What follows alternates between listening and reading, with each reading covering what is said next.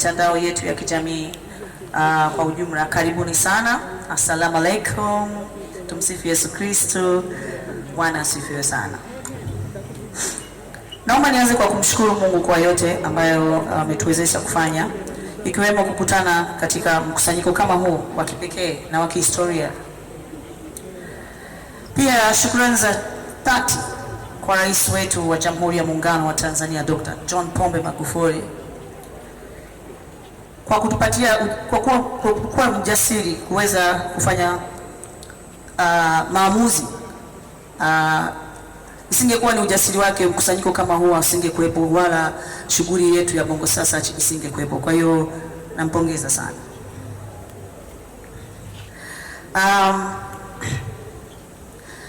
Kwenye kipindi kigumu cha COVID-19, lakini kwa sasa hivi tumeweza kuwa na ujasiri kuweza kufanya shughuli zetu za sanaa. Kwa hiyo lazima tumpongeze kwa kutuwezesha kufanya shughuli zetu. Ndugu zangu, niliyesimama hapa mbele yenu, mimi mkurugenzi wa Benchmark 360 Limited, kwa majina naitwa Rita Posen aka Madam Rita kama mnavyopenda kuniita. Lakini pia nitumie fursa hii kuwashukuru wadhamini wetu sana, Star Times.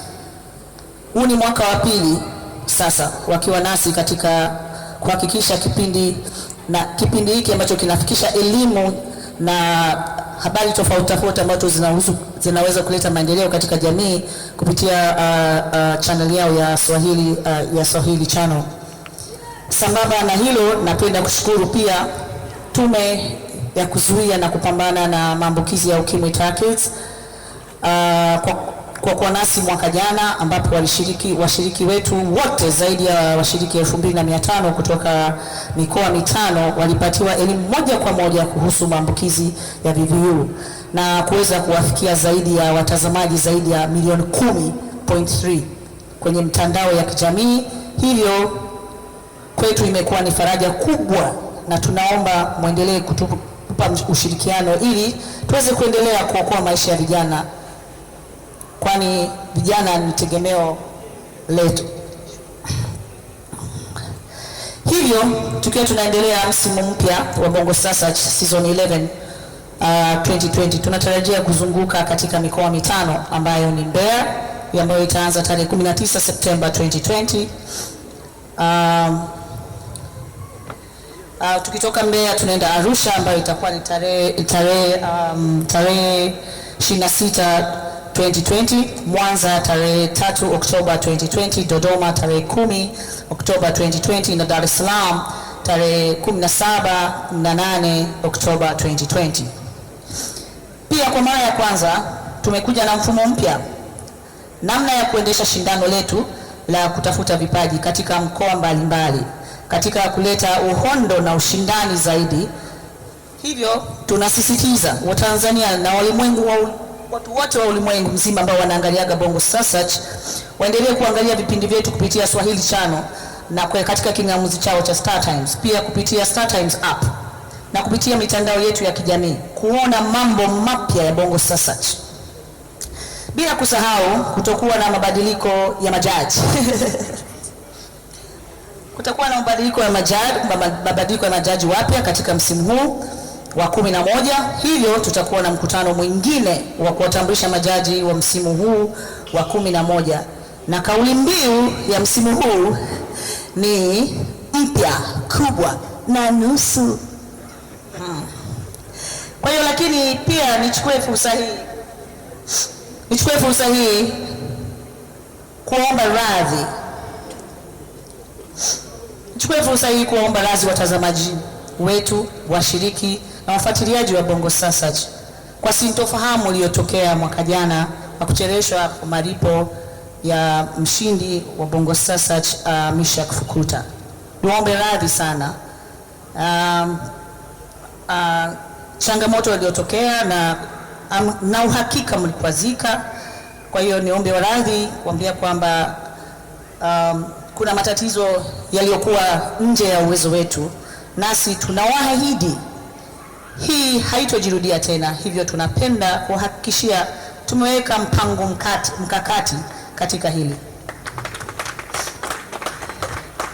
Bongo Sasa imekuwepo kwa muda wa miaka 10, huu ni mwaka wa 11. Kwa hiyo na tumekuwa tukihakikisha washindi wetu wanapata zawadi zao kama tunavyoahidi. Kwa hiyo kama imetokea mwaka jana ni kwamba kulikuwa kuna changamoto, na tunawaahidi hiyo changamoto tumejifunza kupitia hiyo changamoto na haitotokea tena. Tunawapenda sana. Bila nyinyi wafuatiliaji wetu, bila nyinyi fans wetu, bila nyinyi wapenzi wetu hakuna Bongo Sasa, na bila washiriki hakuna Bongo Sasa. Ni waahidi Bongo Sasa ya mwaka huu hayo yote yaliyotokea tumeyazingatia.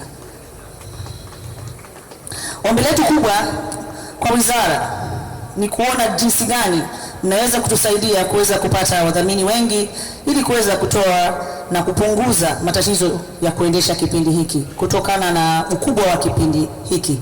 Maana hii ingesaidia kuongeza hata kufika kwenye mikoa mingine mingi zaidi. Lakini pia tunaomba msitupe pindi tunapopata changamoto, kwa sababu sisi nyie ni walezi wetu na sisi ni wadau wenu. Kwa hiyo pale tunapopata changamoto msitupe mkono.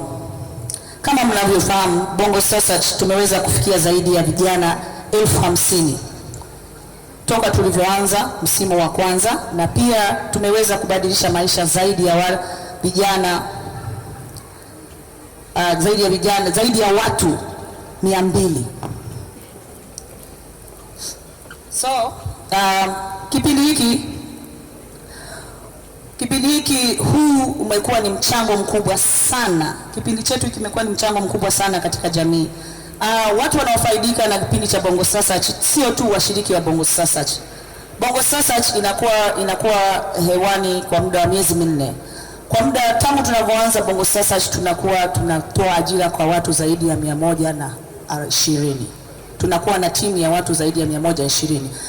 Inatoa ajira kwa watu tofauti.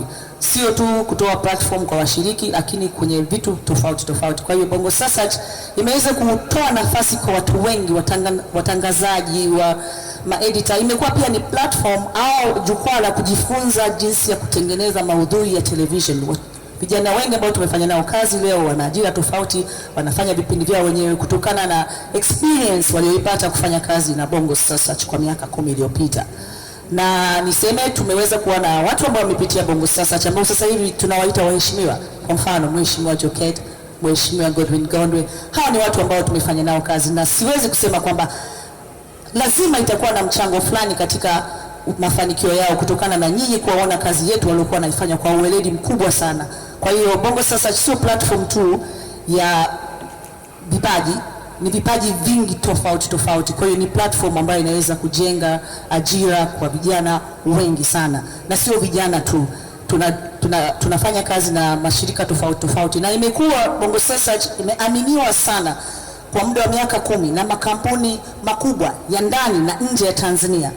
Kwa muda wa miaka 10 kuweza kupitia Bongo Sasa waweza kufikisha ujumbe tofauti ambao umeweza kuokoa maisha ya watu. Kama tunavyosema Turkeys, tumeanza kufanya na mashirika ya mambo ya ukimwi kwa muda mrefu sana, na imeweza kufikishia ujumbe. Nikisema hivyo ni kwamba pia lazima tutakuwa tumeokoa maisha ya watu kupitia platform ya Bongo Sasa. Kwa hiyo Bongo Sasa ina manufaa makubwa zaidi kuliko mnavyofikiria, sio tu vijana au sio tu mziki. Kwa hiyo it's a platform ya vitu vingi sana ambavyo mara nyingine mnaweza kuwa mvioni kwenye TV. Hivyo nipende kumaliza kwa kusema Bongo Sasa ni sehemu kubwa ambayo inachangia kuonyesha vipaji. Unaweza kuwa usiwe mshindi. Kuna watu ambao wamepitia Bongo Sasa ambao hawakushinda, kwa mfano kama Msechu, kuna mfano kama Kara Jeremiah ambaye ni kama balozi wetu yuko hapa. Hao watu wamebadilika maisha yao sana na ni mabalozi wetu. Kwa hiyo niseme tu kwamba ukiingia sehemu yoyote and someone knows you by your first name, ukishinda kupata hiyo deal, basi umeshindwa wewe. Kwa hiyo watu wote wanaopitia Bongo Sasa wakifikia top 10 popote wanapoenda Tanzania nzima, everybody knows them by their first name. Anaingia sehemu Patrick, kisa wamemwona kwenye Bongo Sasa. Kwa hiyo Bongo Sasa inaangaliwa na watu wa Tanzania na watu wa Ulaya wa kila mahali, ukizingatia sasa hivi tuna YouTube channels na vitu kama hivyo. Kwa hiyo niseme wito waziri, tunaomba kama nilivyosema kwamba tungepata udhamini mkubwa zaidi kwa support yenu tunaweza tukafanya vitu vikubwa zaidi na tunaweza tukafikia wengi zaidi na mikoa mingi zaidi. Kitu kingine niseme kwamba nitoe wito kwa Bongo Sasa ni sio record label kama ilivyo Wasafi au record label zingine. Sisi ni platform ambayo inamulika vipaji. Kwa hiyo sisi tunaotoa wito kwamba mameneja, watu ambao wanataka kumanage wasanii, sisi tukimaliza Bongo Sasa tumemaliza kazi yetu ya kuwaonyesheni vipaji. Kwa hiyo tunaomba tupokezane vijiti, mameneja wajitokeze, kama Wasafi na watu wengine wajitokeze, vipaji hivyo hapo wavichukue, waviendeleze zaidi hapo, ili tupokezane vijiti. Sisi tunamulika vipaji. Kwa hiyo tunahitaji watu wengine kuchukua vipaji kwenye mikono yetu na kupeleka sehemu nyingine zaidi.